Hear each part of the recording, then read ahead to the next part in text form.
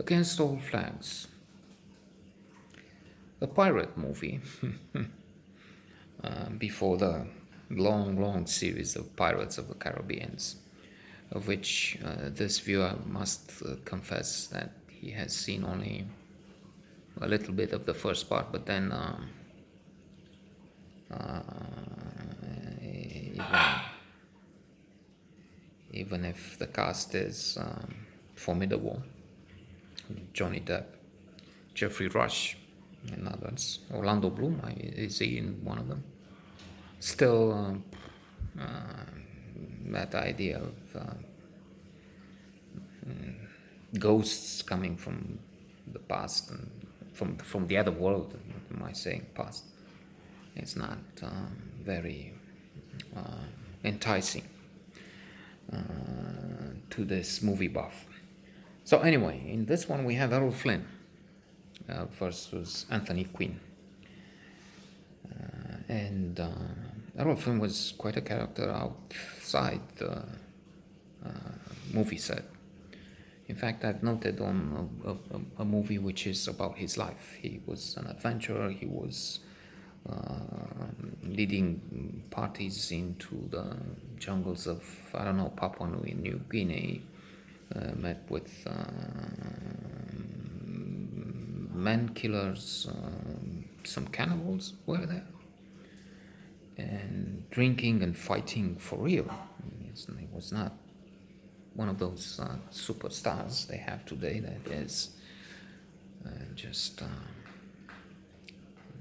enjoying life and luxury and doesn't lift a finger. I don't know, the stunts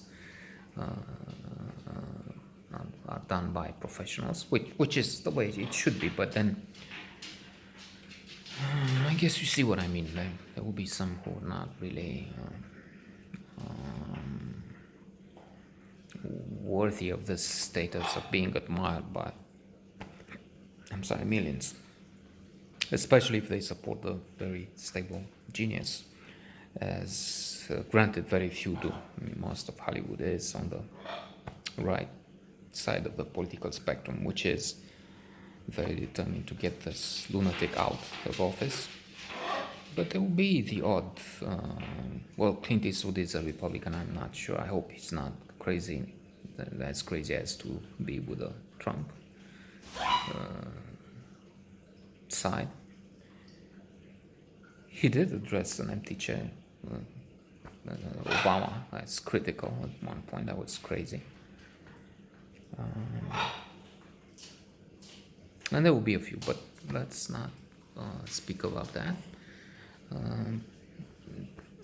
Say that the movie is interesting in that it has some swashbuckling, some duels, some fights between men with swords, and the odd other weapon.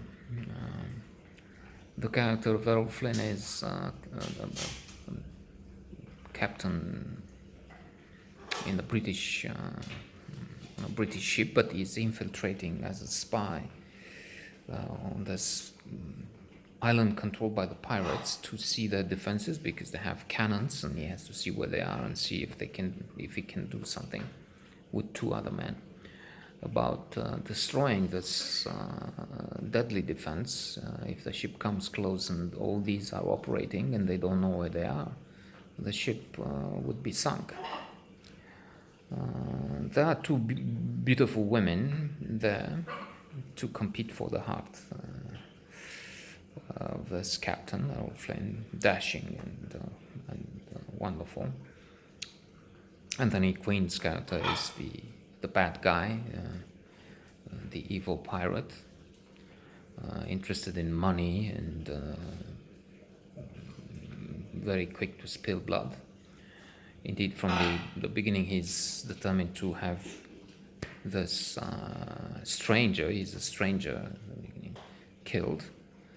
And there's a duel to see who survives, will go on, who dies. Well, he dies. So there's a woman pirate, a leader among pirates there, one of the leaders, and captive as a consequence of a of a clash.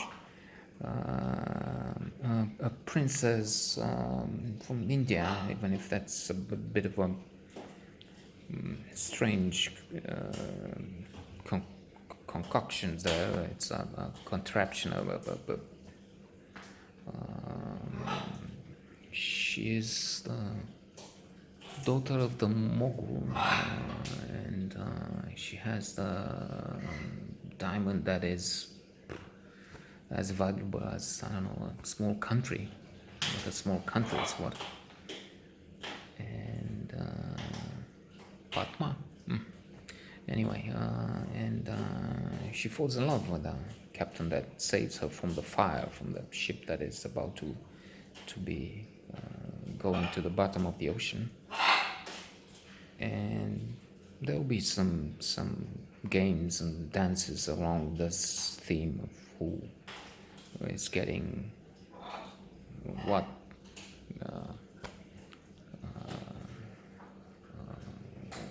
trophy, what conquest. But the film is not really one of the best, and I guess it's impossible to just happen to see it unless, of course, it's programmed as it was here in one of those obscure film channels where they look at films made, let's see, 70 years ago, something like that, 80 years ago, and not one of the best. I mean, this is now Gone with the Wind. It's not one of the classics, it's one of the quite modest productions of those years.